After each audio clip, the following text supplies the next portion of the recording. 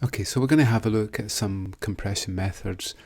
So many of the compression methods that we see with inside data revolve around our generic coding methods, typically where we look at repeated patterns and creating a code for that, and also where we can actually optimize the storage by changing the amount of bits that we use for each character.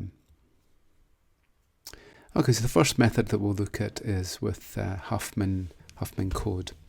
So with Huffman Code, what we have is that we work out the probability or the number of occurrences of each of our different symbols.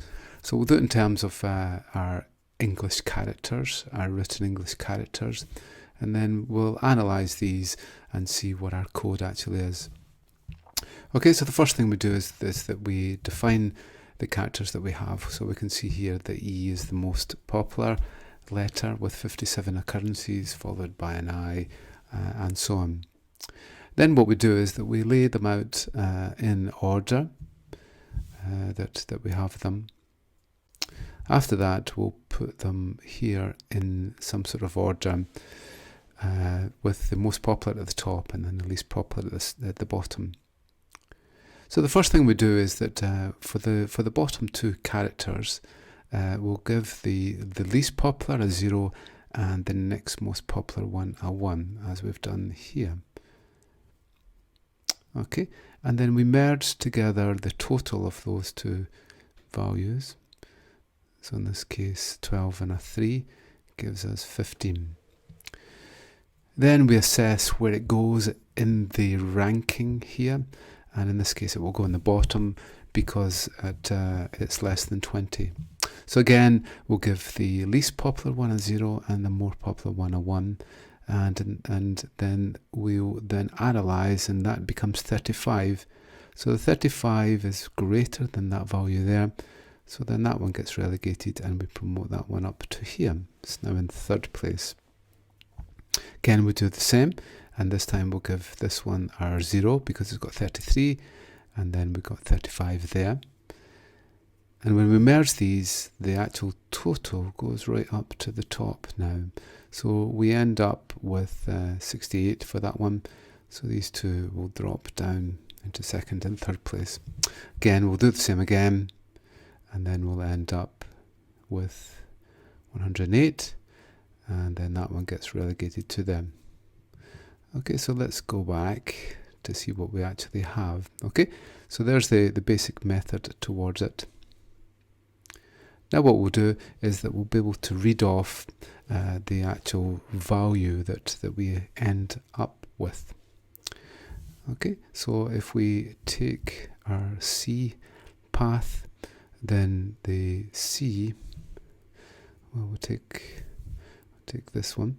So if we go 0, down, and then 0, 1. Take it back again. So, okay, so we take our E value. So the E value goes here, and we have a 1, and then up here, and then it's also 1. Okay, so that's that value there. So the next one, we'll take an O. So O becomes 0 and a 0. Okay, and that becomes that one there. For the next one, we shall take our I down there, and then 0 and a 1. Because there's this value here.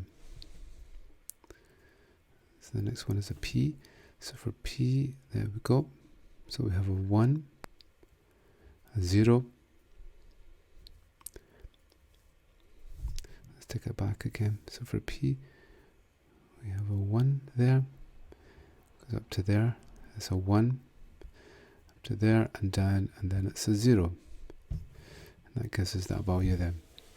Okay, so that allows us to be able to analyze our values that we have, and we should be able to produce a code which is highly optimized based on the frequencies. So in this case, what I've done is I've replaced the occurrences. So we had 57 E's, 51 I's, and so on. So I've just laid them out like this.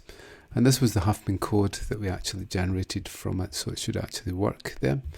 So you can see when we're sending our code, there's all the E's, and then we have an I, there's our O's and so on. So by sending this code, we've actually used 402 binary digits, and the efficiency is actually 28.55 if we just used an equal equal code for each of the characters. Okay, so in this case we'd have to use 3 bits for each. So we've managed to save some bits by reducing some of the characters down to 2. So the E and the I and the O. Okay, so there's another example here for what we look at.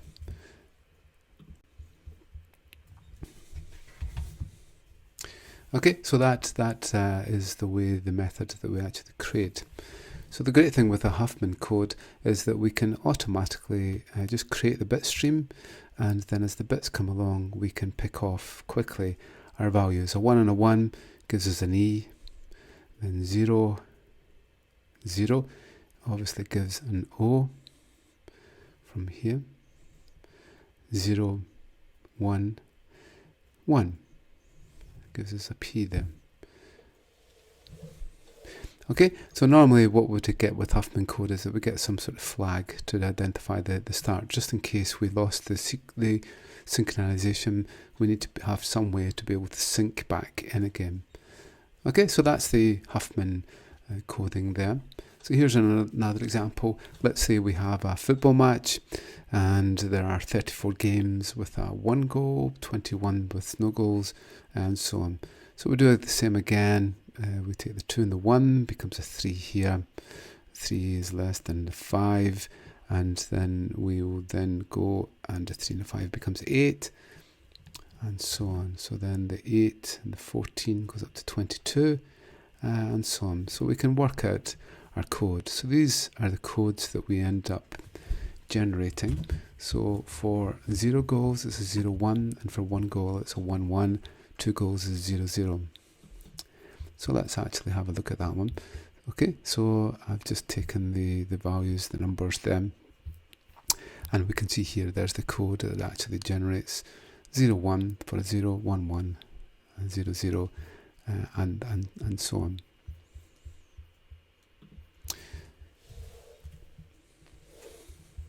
Okay, another one here is where we take, we've taken a phrase.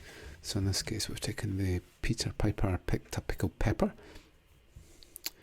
and then we've worked out the number of characters in each. So there are 7 E's, 8 P's, 5 spaces, and so on. There's only 1 T in there and 1 A. So now what we'll do is we'll be able to go through our coding again. And we can see here that the E and the P are coded as 0, 0 and 1, 0. Space in this case is a 1, 1, 0. And there's 4 characters that are defined with 4 bits.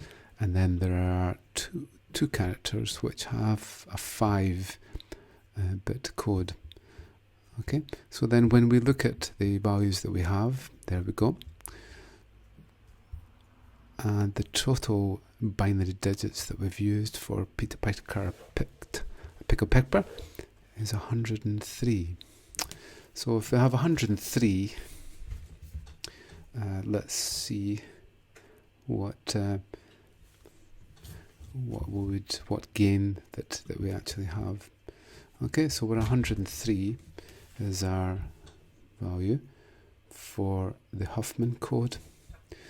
And just let's check how many characters there are.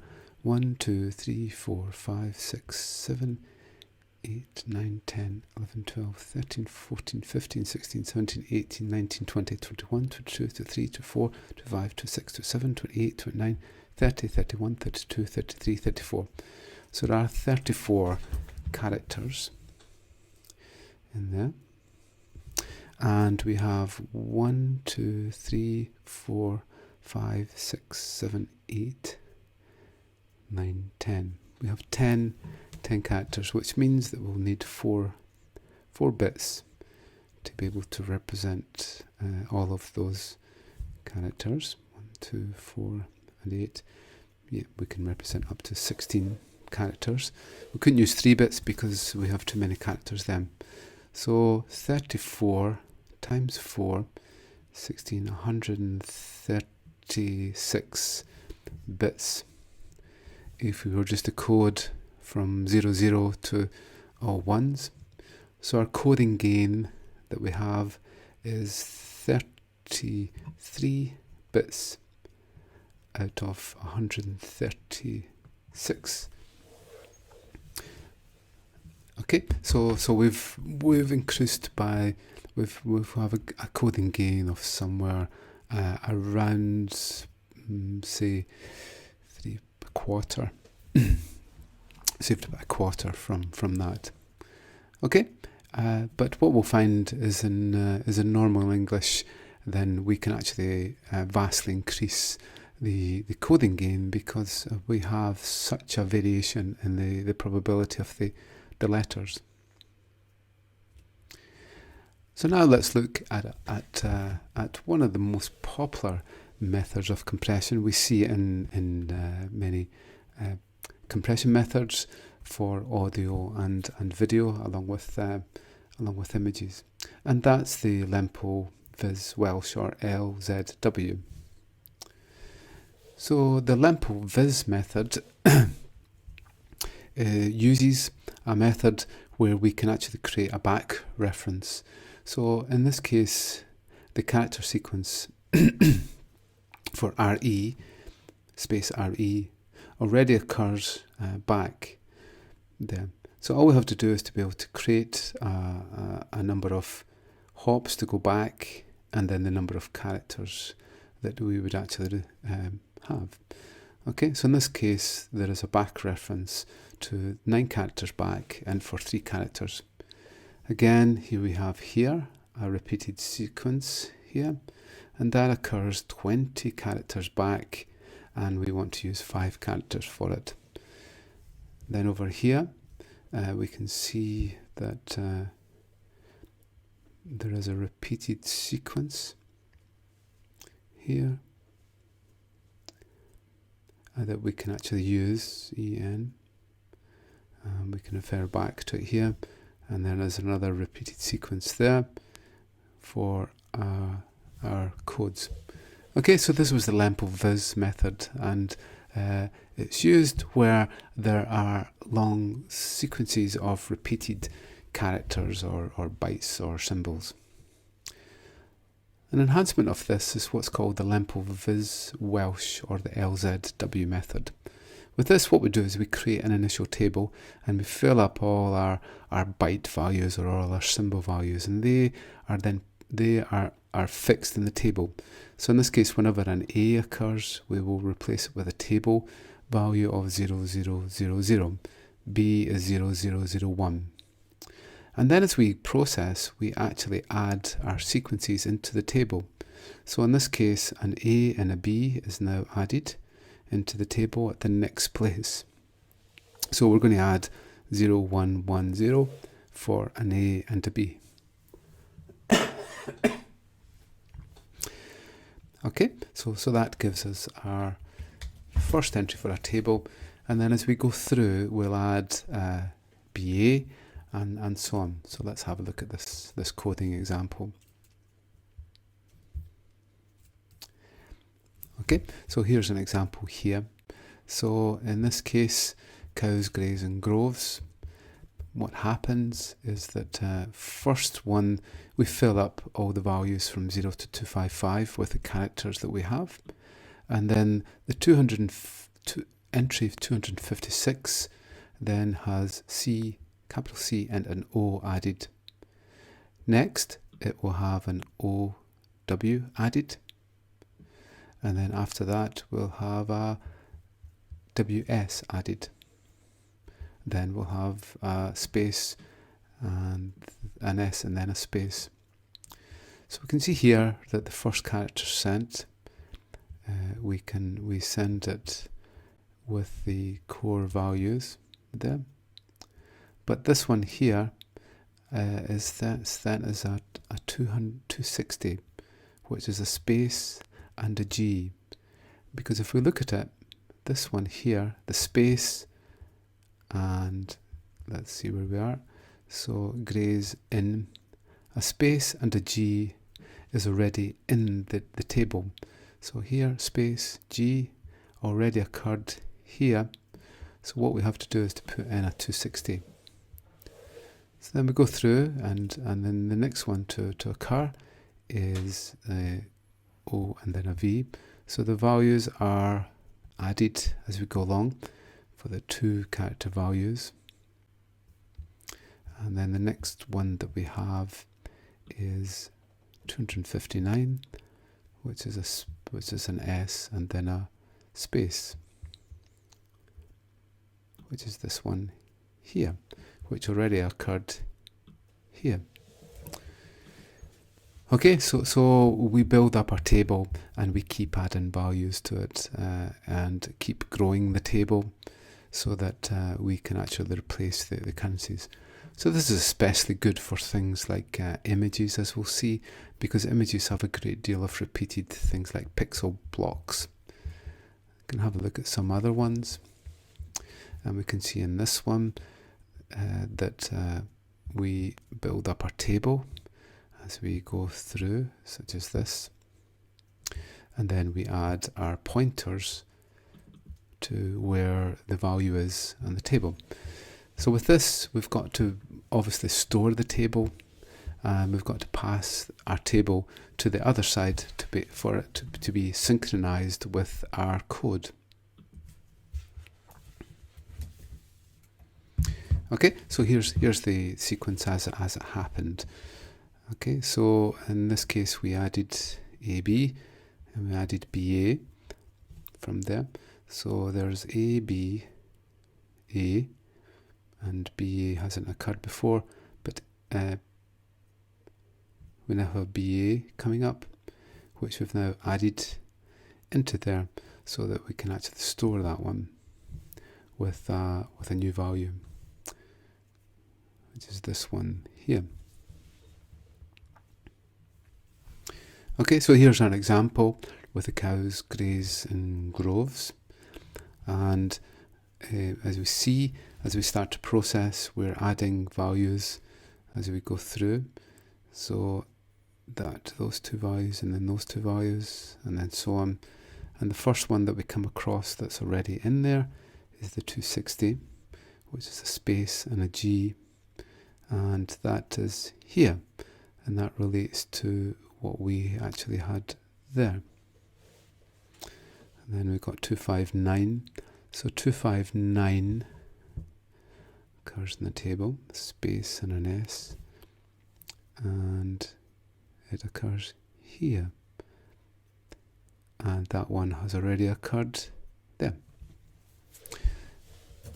Okay, so in this way, you see that we end up really just looking at the table for it, and we can save a great deal of space in terms of our values when we use this method.